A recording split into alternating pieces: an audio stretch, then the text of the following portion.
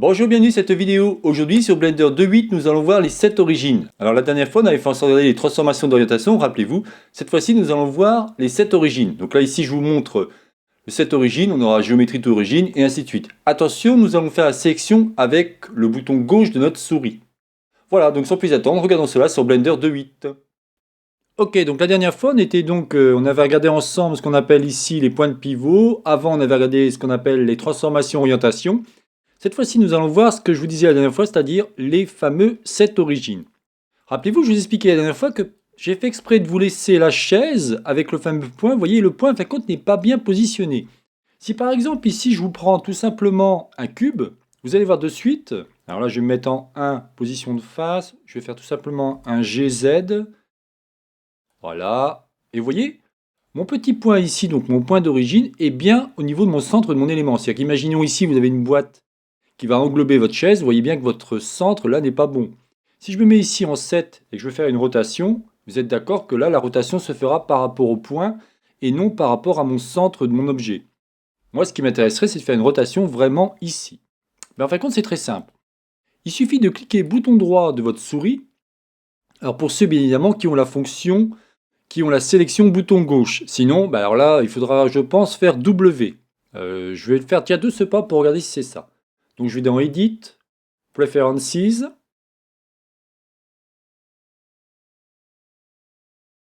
Là j'agrandis pour qu'on puisse bien voir. Vous allez retrouver ça dans Keymap. Et ce que je vais faire, c'est que je vais passer en Right. Tout simplement. On va laisser tel quel et je vais faire Save Preferences. Je quitte. Si je fais bouton droit de ma souris, ça me sélectionne mon élément. Très bien. Et si je fais bouton gauche, c'est mon curseur. C'est pas du tout ce que je voulais, mais c'est pas grave, c'est pour vous expliquer. Si maintenant j'appuie sur la touche W, vous apercevez qu'on a bien le set origine avec les différents éléments que je voulais vous expliquer. Bon, maintenant je vais revenir à mon élément d'origine, c'est-à-dire Edit, Preferences. Ici, je vais faire en sorte de remettre Left, parce que maintenant je suis habitué. Save Preferences. Et voilà, parfait. Donc comme ça, vous avez vu les deux manières de faire, à la fois pour la sélection à droite ou la sélection à gauche. Moi, dans mon cas, c'est à gauche. Alors, comme je vous disais ici, on a donc un point, ce fameux point d'origine. Pour cela, c'est très simple. Vous allez cliquer bouton droit de votre souris, faire cette origine et on va voir différents paramètres. Alors ici, on va faire le premier. Géométrie to origine. Alors c'est pas celui qui nous intéresse, on va plutôt faire pour l'instant origine to géométrie. Vous allez vite comprendre pourquoi. En faisant ça, vous avez vu de suite que votre point, en fin de compte, c'est bien positionné. Si je me mets en vue de dessus, donc touche 7, on a bien maintenant notre élément. Si on prenait, vous voyez, si on prenait l'ensemble comme une boîte ici, comme je vous dis, j'ai pas encore trouvé l'option, c'est peut-être au niveau de l'overlay ou ailleurs, je ne sais pas, qui me permet de tout simplement créer une boîte. Et vous voyez que notre point est bien centré par rapport à ça. Parce que ici, vous voyez, c'est décentré. Si je me mets en vue de, en vue de côté plutôt, vous voyez bien qu'ici, c'est décentré. Si je me mets en orthogonal, on est en orthogonal. Vous voyez bien qu'ici, c'est décentré. Bon. Alors imaginons maintenant, mon point qui est ici, comme je disais tout à l'heure, moi je voudrais le mettre par exemple ici. Donc là, je vais mettre tout simplement en mode édition, d'accord? Je vais appuyer sur 1 pour sélectionner tout ce qui est vertice et je me mets ici. Je sélectionne juste cet élément.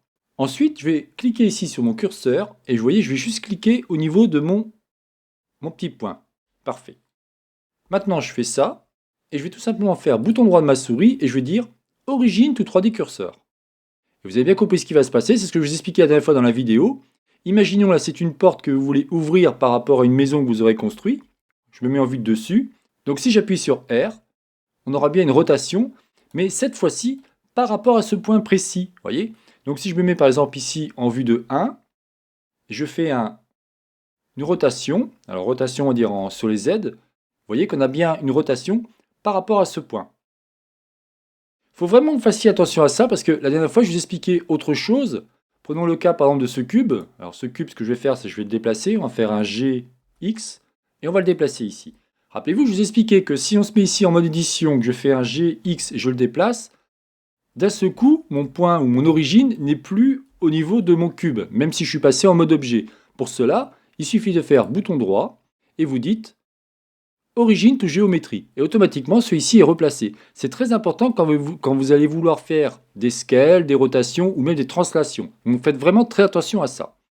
Alors si je continue au niveau de ma chaise, je vais pareil, je vais le remettre comme elle était, cette origine, origine to géométrie. Alors ici, en fin de compte, le premier, c'est quoi? C'est géométrie to origine. Bah, ça veut tout simplement dire quoi? C'est ce que je vous expliquais tout à l'heure. Vous avez votre cube, je fais ça, je fais un G X et je vais le déplacer par là. Donc là, en fin de compte, on a notre point d'origine et on a notre géométrie. Si je veux que ma géométrie revienne au niveau de mon point d'origine sans... Vous voyez, on a deux solutions. Soit je fais en sorte de faire revenir l'origine au niveau de ma géométrie, ou ma géométrie revient au niveau de l'origine. Je vous montre des flèches pour qu'on comprenne bien, soit dans un sens, soit dans l'autre, tout simplement. Donc là, regardez, je fais géométrie to origine et automatiquement, il revient à mon origine, tout simplement.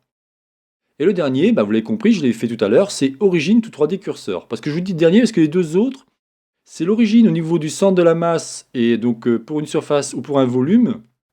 Alors quand on regarde au niveau du manuel de Blender, là aussi, qu'est-ce qu'ils nous disent? Bah, ils nous disent ici que vous allez déplacer l'origine au centre calculé de la masse du modèle en supposant que votre maillage a une densité uniforme. Vous voyez, même eux, ils ne sont pas vraiment très explicites, on ne sait pas trop de quoi ils parlent.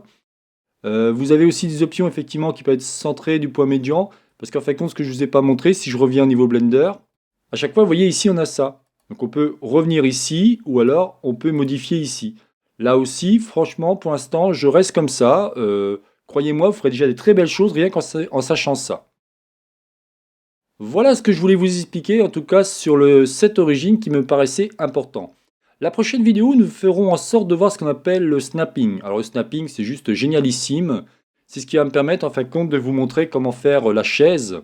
Alors on l'avait fait ensemble, enfin, je vous avais montré comment faire la chaise, mais j'avais un peu triché dans le sens où si je clique dessus, vous voyez, on a des parois par exemple. C'est très compliqué si vous ne savez pas ce que c'est que le snapping. En gros, le snapping, ça va aimanter, de pouvoir positionner un élément bien précis par rapport à un autre. Donc nous verrons ça ensemble et vous verrez, c'est très intéressant.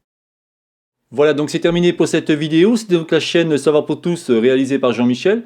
Si vous avez aimé cette vidéo, n'oubliez pas de liker ou tout simplement vous abonner à ma chaîne. Alors je ne vous ai pas tout expliqué au niveau de Blender. Par exemple, si je fais Shift S qui va me donner différentes sélections, vous voyez, on a encore d'autres sélections, on va pouvoir jouer avec.